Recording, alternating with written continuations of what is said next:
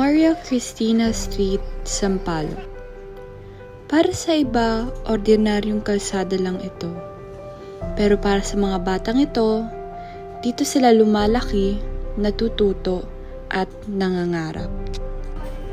Sa mga larong ito, simple, wala sa kung anong meron sila. Lumalabas ang kanilang pagiging malikhain.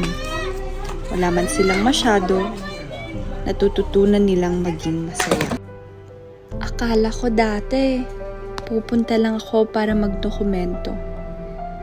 Pero natagpuan ko ang mas malalim na kwento. Kasiyahan sa kabila ng pagsubok at pag-asa sa gitna ng kahirapan.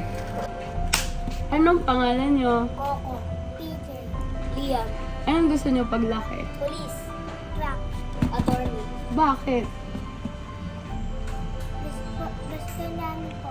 O, siya na muna. Gusto namin po.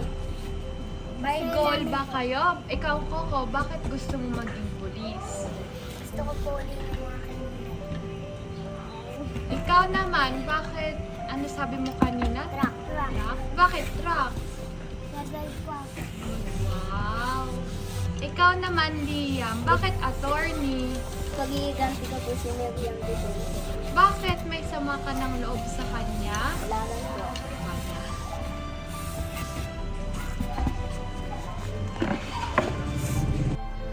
Malalaki ang kanilang pangarap, pero araw-araw, bumabalik sila sa ganitong realidad. Ang lansangan hindi lang lugar ng laro. Ito rin ang nagtuturo sa kanila kung paano mabuhay. Sa gantong mga munting pagkakataon, pinapaalala sa amin na ang pag-asa ay buhay pa rin. Kahit dito sa Maria Cristina.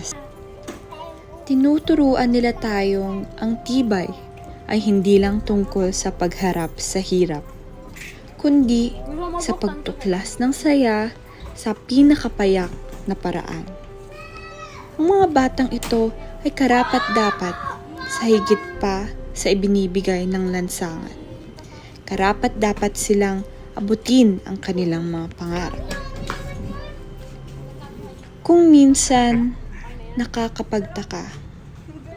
Sa hirap ng kanilang buhay, paano nila nagagawang ngumiti, maglaro, at mangarap pa rin? Kung kaya nila, tayo kaya?